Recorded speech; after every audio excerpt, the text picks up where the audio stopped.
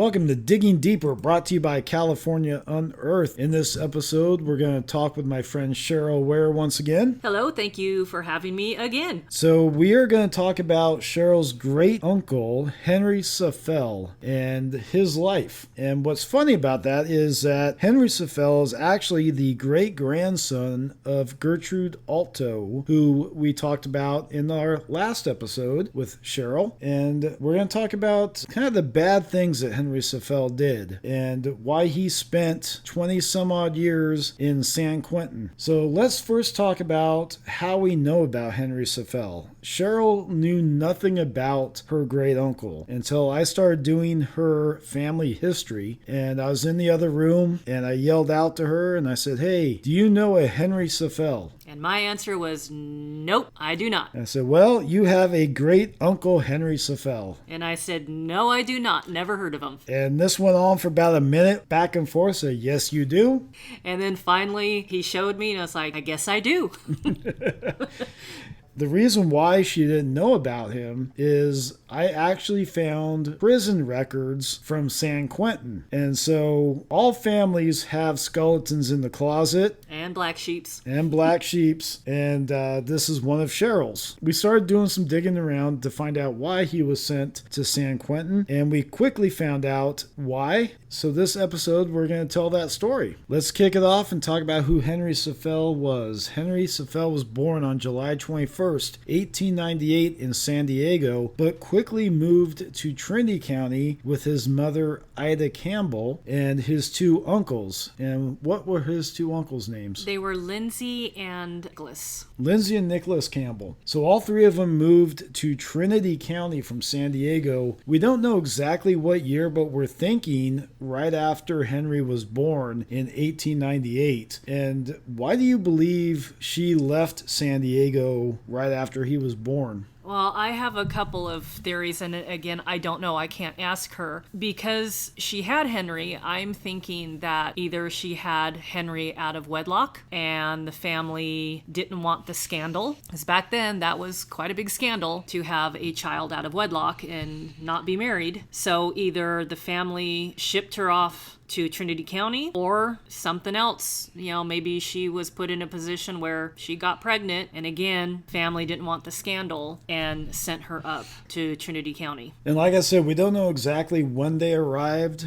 So we do have census records from 1900 showing that Henry and Ida were in Douglas City in Trinity County in 1900. So that's only a 2-year period. So somewhere in that 2-year period, they left San Diego and moved to Trinity County. And so Ida Campbell, quickly met up with Cheryl's great-grandfather, Joseph Edward Saffell. And I believe, and this is one of my theories and one of my reasonings why I believe they moved up here right after he was born, because Henry Saffell's middle name is Joseph. And so I think Ida named him after her first husband, Joseph Saffell. So it'd be Henry Joseph Saffell. Thoughts? Yeah, so I think she moved up there, met Joseph, they got married, and he gave Henry his name. And middle name. And middle name, yeah. So let's fast forward 1910 census. They are living in Redding,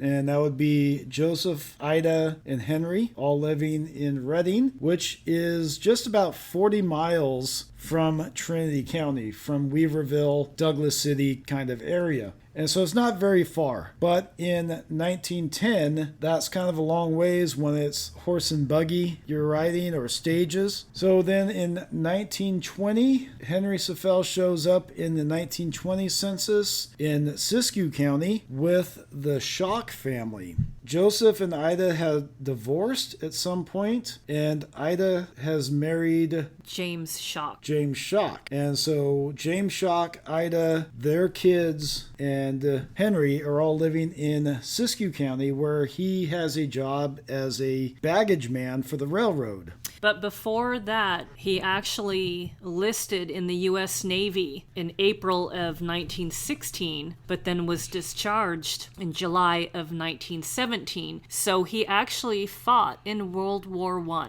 Correct, and I had forgotten about that. Thank you for reminding me about that. So that brings us to 1923. Henry Saffell meets and falls in love with Edith McKay. And Edith McKay was already married at one point in time to Harry Vaughn, a gentleman out of Hayfork in Trinity County. And they had 3 children. They were married in 1915. And Edith was born in 1898. So that only made her 16, 17 when they got married. Yeah, very young. Very young. And so what were her 3 kids? So you have Lorena Del Vaughan, Frank L. Vaughan. Unfortunately, he died the same day that he was born. Then you have Edward Harold Vaughan. When was Lorena born? Lorena was born in 1918. And then Edward. And Edward was born in 1923. Does it have a month for his birth? April. All right, so he was born in April of 1923, and Henry Saffell and Edith married in 1923. I don't have a marriage date for them as of yet. I'm still researching that. It looks like she was giving birth to Edward the same year she married Henry. So let's fast forward to 1925. Henry and Edith have a daughter. Yeah, her name is Florice Josephine Saffell. And you've actually talked to her children, or one of her children. Correct. Yes, it's been a few years ago, but yes, we did have a conversation with them. And their mother really didn't talk about her father very much, from what I understand. No, she did not. And she didn't look upon him favorably, if I remember correctly. That is correct. So the reason why is because on January 20th, 1926, Henry Saffell, in a jealous rage, shot Edith, his wife, and Nellie McKay, his mother-in-law, at Oak Bottom in Whiskeytown area. And if you've heard Whiskeytown before, yes, you've probably heard Whiskeytown Lake, but Whiskeytown Lake did not exist at that time. This is 1926. Whiskeytown Lake was not formed until 1962. So that was all Clear Creek and mining properties and ranches, cattle ranches, all throughout that area. And they were living in a little area called Oak Bottom, which was just down Clear Creek from Whiskeytown, which was a little town there as well. And both of those communities are now underwater, under Whiskeytown Lake. So how this incident got started was a few days before that in Anderson, which is about 7 to 10 miles south of Redding. Henry Saffell caught his wife talking with another man named Mr. Craze. And he believed that Mr. Craze was giving Edith some unwanted and unappreciated attention, a little too much attention. And so what old Henry did was he pulled a gun on him, and what he was going to do, we don't really know, because a car had driven by, scaring Henry away. So when the car came by, Henry dashed off into the bushes and ran off, leaving Mr. Craze alone by himself on the road. So Mr. Craze would then walk to Igo, where he lived, and from Anderson to Igo, that's quite a walk. But the next day he would walk back into town and report it to the police that he was held at gunpoint the night before. So Henry Saffell would then be charged for a lesser crime, really. What was it he was charged with? He was charged, it was actually reduced to exhibiting a gun in a threatening manner, and he was fined $100 for that. In 1926, $100 is a lot of money, actually. Yeah. So when Henry Saffell was released, he went up to Dunsmuir, which is about 40, 50 miles north of Redding, and then immediately came back to Redding and jumped on the 9 a.m. stage out to Oak Bottom. And just to give you guys distance-wise, Redding to Oak Bottom is probably about, I'd say 15 miles, Yeah. maybe something like that. Something like that, yeah. It's not very far. So he jumps on the 9 o'clock stage out to Oak Bottom where he was living with Edith. And there's an important thing to remember here as well is Edith was known to have said that she did not want to live with Henry Saffell at the time. And this was before the incident in Anderson. So something was going on before the Anderson incident ever happened because she didn't want to live with him. So that jealousy was starting to build as we see. And that morning of January 20th, he gets on a stage from Reading out to Oak Bottom. And what kind of stage, I don't know. It was 1926. Was it a regular stagecoach, horse and wagon, or was it an auto stage, an automobile stage? So what I found interesting is that he got on the stage with his 30-30 rifle, and no one said anything about him carrying a gun. Yeah, that is interesting. That's very interesting. Maybe people was just well known to be carrying around a rifle. I don't know. Yeah, it was 1926. So he gets off at Oak Bottom, goes up to his house, which is a little cabin about a mile or less from Oak Bottom. And next thing you know, about 1 o'clock in the afternoon, his wife and mother-in-law are coming back from Clear Creek. That area at the time was called Tucker Ranch. And so they were coming back from Clear Creek doing whatever they were doing. I've heard they were doing the wash. I've also heard that they were gold panning. There's also another rumor that she was meeting up with another gentleman out there, which I kind of highly doubt. I believe more in the either gold panning or doing the wash out at the creek. Either way, they were heading back from the creek with Lorena, the daughter of Edith and Harry Vaughn. And they were about halfway home, going through a clearing when she heard a gunfire. The second shot she saw hit the ground, kick up the dirt, and then the third shot hit her mother just above the knee into both legs. Henry then came out of the bushes, ran up to him, and shot a fourth shot, which hit Edith in the stomach, going through her stomach and her bladder. And he would then run up to them and explain to them that he's going to take the entire family with him. And he reared the gun back as if he were going to bludgeon both of them with the butt of the gun. Miss Nellie McKay, the mother-in-law, told him, "No, don't kill my daughter in front of me. You've done enough." She was pleading with him not to kill them. Right. And so at the end of it, he basically hands Edith the rifle and says, "What have I done? I have killed you. You kill me." Edith then laid on top of the gun and pleaded with him to go get help. And he says, "I'll go get help if you don't say who did this to you." She agreed, and he ran off to Oak Bottom to go get help. So the authorities finally came out around 3 or 4 o'clock that afternoon. And that's a good,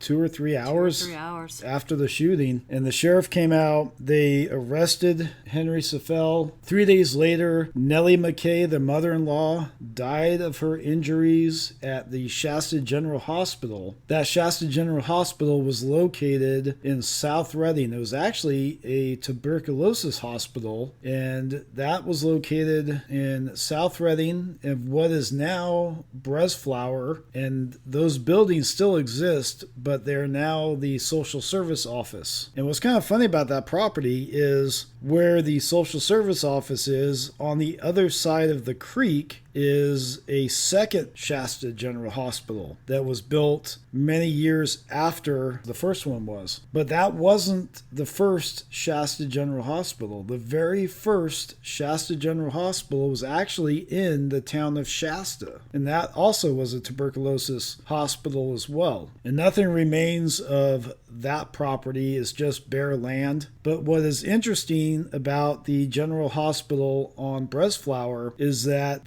General Hospital had a cemetery attached to it. And that cemetery is where they buried Nellie McKay, the mother-in-law, after she passed on January 23rd of her injuries. So then Edith Saffell survived another month from her injuries. They thought she was going to recover, but unfortunately, on February 20th, she succumbed to her injuries and passed away as well. And she also is buried in the Shasta General Hospital Cemetery. And today, that General Hospital Cemetery is still there. It is on Shasta County Maintenance Yard property, but you can still go there. It's just kind of in the middle of the maintenance yard. And so Henry Saffell pleaded guilty of murder for the death of Nellie McKay. And this was before Edith passed away. So he was convicted of murder, sent to San Quentin, all before his wife had passed away on February 20th. And whether he was charged with her death or not, I don't know 100%. I haven't found any information on that as of yet. But we do know that he served up until 1948 at San Quentin. And then he was moved to Folsom Prison. And what was the date he was moved? He was moved on May 30th. So May 30th, 1948, he was moved from San Quentin to Folsom. I don't know why, but he was. And then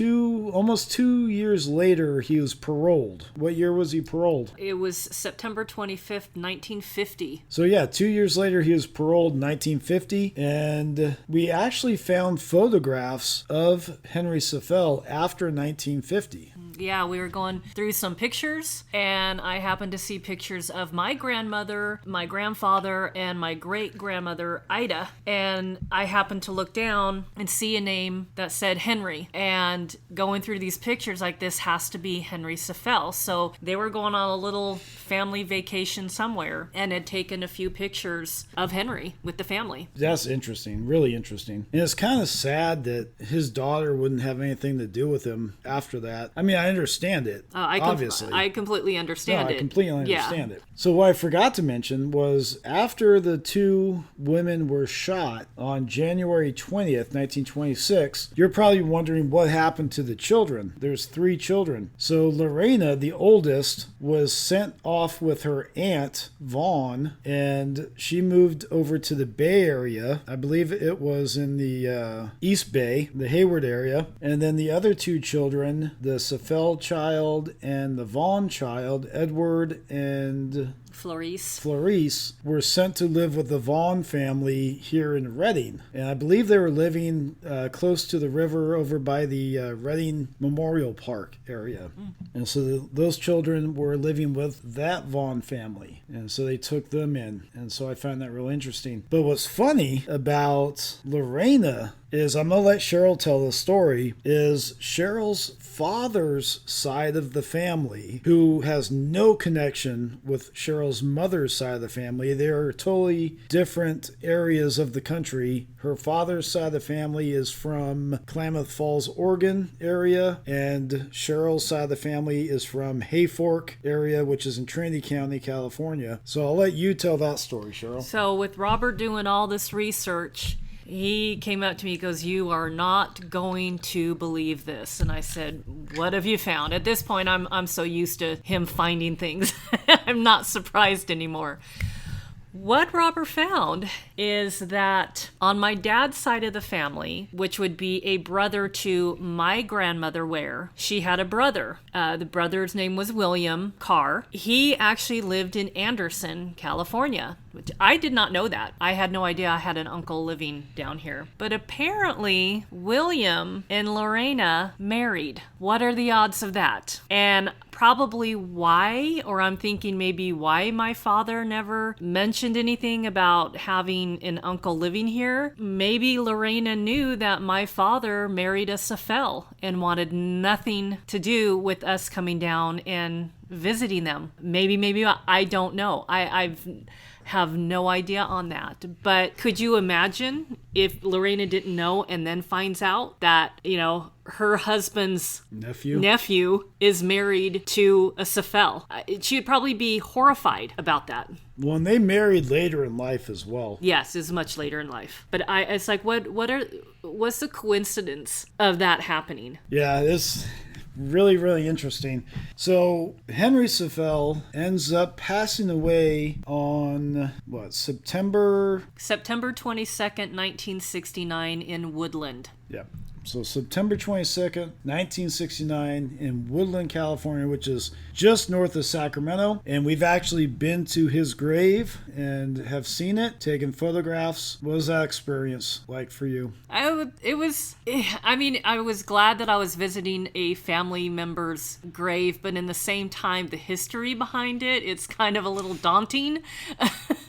But I'm sure that I'm the only family member that has ever gone to his grave. I don't think any other family members have. Yeah. Which is sad, but understandable. So what's interesting about this story as well is Cheryl and I went up to Hayfork this last weekend and visited with an acquaintance of mine who I've just kind of met doing family history and doing California history. I don't want to say his name right now until I get permission, but he is very well versed in Trinity County Wintu Indian history. And so we met with him, went to Natural Bridge. And if you don't know what Natural Bridge is, I can do a podcast on that as well. And I think I want to do a podcast with this gentleman about the Natural Bridge. He is full of information. He's really, really knowledgeable. But we were talking to him and he got to meet Cheryl and he knows all about the Saffell murder. It was his family members that were murdered, and he was telling us that a native woman, probably what's the word I'm looking for, had a vision of the murder a few days or a week before it happened, and she said that she saw a gun and saw the murder, and then a few days later the McKays, Edith McKay, Saffell, and Nellie McKay are murdered. But he couldn't remember if it was about that story or if it was another murder story that almost mirrors that one. And so he couldn't remember which one it was, but he was pretty sure that it was the Saffell murders that this woman had perceived before it happened. I just thought that was kind of odd. Mm-hmm. So I just want to ask Cheryl real quick on her thoughts on meeting the gentleman we met this last weekend. No, it was very interesting. Again, he has a wealth of knowledge. It actually, at the end of the day, my brain hurt. It was so much information. But it is very interesting to meet somebody that you know that your relative murdered his relative. So it's not a laughing matter. I mean, it was a tragic event that happened, but it was very interesting to meet him. And like I've told Cheryl many times before, you guys had nothing to do with it. So, right. You know, it really has no ill will whatsoever there. So another interesting story is Cheryl's great uncle Lindsay, who came up from San Diego in late 1890s, married a woman named Maud Vaughn. And that last name should sound familiar. We've been talking about the Vaughns this entire podcast. Well, they had a child named Alan, which is Cheryl's cousin. So not only is Cheryl meeting this gentleman last weekend that her family murdered his family, she's also now related to this gentleman by marriage. What are the odds? Small town for you. Small town. Because Hayfork is not big. So now Cheryl's related to this gentleman by marriage, not blood, but I thought that was really interesting. And another part that's kind of funny about that whole story is my daughter is dating a young man, and they've been dating for about 2 or 3 years now. And we also found out this weekend that the mother went with us up to Hayfork. And so we now found out that the mother of my daughter's boyfriend is now related to Cheryl by marriage. By marriage. And she's also related to the gentleman that we were talking to as well. So, like I said, it's quite a web. I can understand where Cheryl's brain was hurting after that day. Yeah, it was a lot to absorb. So, any other thoughts on Henry Saffell before we finish this episode? I think the one thing that I would really like to find out, and I know it's going to probably be impossible, I want to find out who Henry's biological father was. Yeah, that is going to be, I'm not going to say it's going to be impossible, but it would be difficult unless we could get his grandchildren to do ancestry DNA tests. Right. I think that would be about the only way. And even then, there'd be a lot of work. And then we'd have to start comparing centimorgans and DNAs, and that would be really, really difficult, but not impossible. Right. And I have looked down in San Diego for birth certificates. There is none. I've looked at church records. I can't find anything in church records. We don't really know. But the county of San Diego does not have a birth record for Henry Saffell, but maybe the church record does, because we don't really know where in San Diego he was born. If he was born in Old Town, San Diego, because we know Gertrude was living in Old Town, and a lot of the family was living in Old Town at the time, or if he was born on the San Pasqual Reservation up near Paula, and that's in San Diego County as well. So we're not exactly sure where at in the county he was born. So that would be interesting for sure. So I know it's a lot of information. Hopefully that wasn't too confusing. It can be. Yes, it can be. But so I want to write a blog article on this incident, and the Whiskeytown National Park is very interested in getting a copy of it because they didn't know anything about this murder when I talked to them. They had no clue this ever happened. And so they're very interested in getting an article from me. And so I have a little bit more research to do, and then I'm going to be writing an article for them and for the local historical society. But with that being said, I have done a video on my YouTube channel, California Unearthed, and that was one of my first videos actually. So that was about 5 or 6 years ago. Right. And I will put a link in the description of this podcast for that video, and you can watch Cheryl and I go to where we believe the shooting happened, and we also went down to the cemetery, went down to the general hospital as well. And we have all of that on that video, so you can watch all of that. And I think I did a little interview with Cheryl as well on that video. Yes, you did. So go watch that and enjoy it. And that will do it for this episode of Digging Deeper. Hopefully you enjoyed this. If you have any questions, leave them in the comments below. And we will see you guys on the next episode.